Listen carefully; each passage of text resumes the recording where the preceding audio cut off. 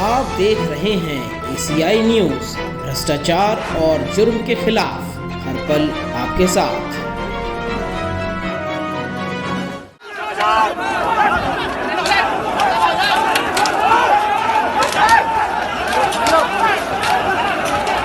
नमस्कार, मैं मोन्टू राजा anti corruption India से स्वागत है आपका। देश में किसान आंदोलन जो है वो एक बड़ा मुद्दा बना हुआ है। 9 महीने से ज्यादा का समय हो गया है और किसान आंदोलन निरंतर दिल्ली के बॉर्डरों पे जारी है। किसान आंदोलन ने इस कदर तूल पकड़ा कि न केवल देश बल्कि विदेशों के भी कई लोगों ने, जो नामचीन लोग हैं जिनकी अपनी एक पहचान है विश्व के अंदर, उन्होंने भी भारत सरकार के निंदा करी और आलोचना भी करी और कहा कि जो किसान है, जो अनाज पैदा करता है देश में, उसकी बात सरकार को सुननी चाहिए।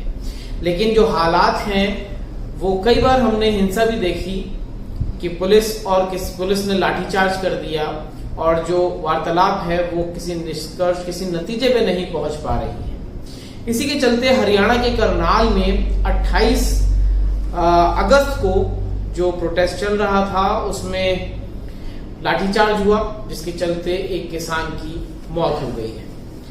अब जो किसान की मौत हुई है, अखिल भारतीय मजदूर सभा का ये दावा है कि लाठीचार्ज जो पुलिस ने किया है उस वजह से किसान की मौत हुई है। जो किसान है वो सुशील काजल के नाम से उसकी शनाख्त हुई है, उसकी पहचान हुई है। वो रामपुर जोटा गांव का रहने वाला था।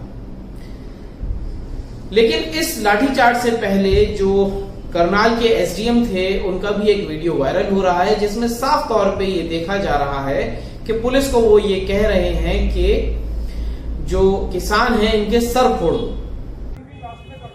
सिंपल है, जो भी हो यहाँ से, इससे कोई भी नहीं जाएगा वहां। इसी तरह का स्पष्ट कर देता हूँ, सर फोड़ देना।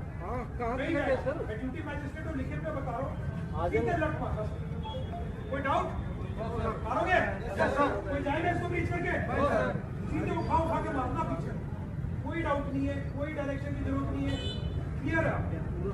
ये नाका किसी भी हालत में हम ब्रीच नहीं होने देंगे। हमारे पास पर्याप्त फोर्स पीछे है, 100 की फोर्स पीछे यहाँ पे आपको खड़ा रखा है। शुरू में किस समय कोई इशू नहीं है, मारोगे ना लट? ठीक है, क्लियर है। हेलमेट पहन लो, ये और हेलमेट तो हम अलर्ट लेकर बैठे मिलना यहाँ पे, ठीक है। हम पूरी रात नहीं सोए यार, 2 दिन से ड्यूटी कर रहे हैं।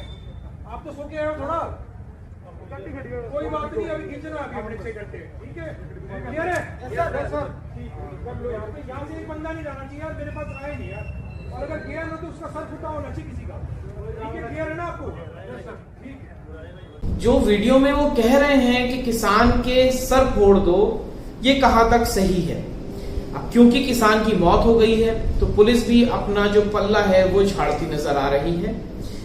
करनाल के जो एसपी हैं गंगाराम पुनिया, उन्होंने सरासर इस आरोप को नकारा है कि जो किसान की मौत हुई है वो लाठीचार्ज से हुई है। उनका कहना यह है जो किसान है वो किसी भी अस्पताल नहीं गया था और जो किसान है वो सो रहा था, जिसके बाद हार्ट अटैक, दिल का दौरा पड़ने से किसान की मौत हुई है। वहीं करनाल के एसपी गंगाराम पुनिया ने यह भी कहा कि अगर किसान की मौत लाठी पड़ने से होती तो किसान के जो घर वाले हैं वो पुलिस के पास शिकायत करने अभी तक नहीं आए हैं। सो पूरी तरह से इस आरोप को नकार दिया है पुलिस ने। लेकिन कहां तक ये सही है जो वीडियो वायरल हुआ है, जिसमें करनाल के जो एसडीएम हैं वो साफ तौर पे पुलिस बल से ये कहते नजर आ रहे हैं कि आप लाठियां मारिए, इनके सर फोड़ दीजिए। 9 महीने से ज्यादा का समय और पहले भी कई किसान मरे हैं। 200 से अधिक का आंकड़ा है जो सरकारी तौर पे साझा किया गया है, जिसमें किसान ये 9 महीने के प्रोटेस्ट पे मरे हैं, लेकिन अभी तक कोई सुनवाई नहीं हो रही है। तो किस हद के ये कानून है? आखिर इसके पीछे माजरा क्या है, इसके पीछे वजह क्या है? ये अपने आप में सवाल खड़े कर रहा है और इसका जवाब 9 महीने से ढूंढने की तलाश जारी है, लेकिन अभी तक कोई जवाब इसका नहीं मिल पा रहा है। क्योंकि इस देश के अंदर, भारत देश के अंदर आज जो अन्नदाता है उसकी जान की कोई कीमत नहीं बची है।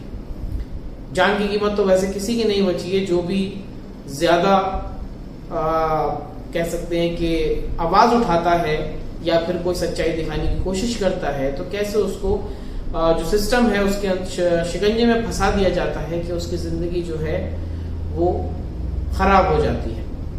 तो ये जो किसान आंदोलन 9 महीने से चल रहा है और कितना चलेगा और क्या इनकी सुनवाई होगी या फिर क्या ट्विस्ट आएगा, ये अपने आप में सवाल है, क्योंकि अंतर्राष्ट्रीय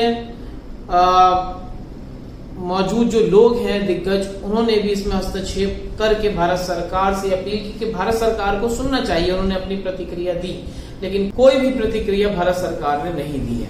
तो अब जो किसान मर रहे हैं वो क्या यूं ही मरते रहेंगे या फिर जो किसान हैं वो ऐसे ही बॉर्डरों पे बैठे रहेंगे? क्योंकि 9 महीने का समय कम समय नहीं होता है। आजादी के बाद से शायद ये एक सबसे बड़ा आंदोलन है किसानों का, जो 3 काले कानून किसान कह रहे हैं एग्रीकल्चर मिनिस्ट्री में जो लाए गए हैं, तो उन काले कानूनों के खिलाफ बैठे हैं धरने पे। अब कब तक बैठेंगे ये समय तय करेगा, और कब तक ऐसे जान जाएगी ये भी समय ही तय करेगा।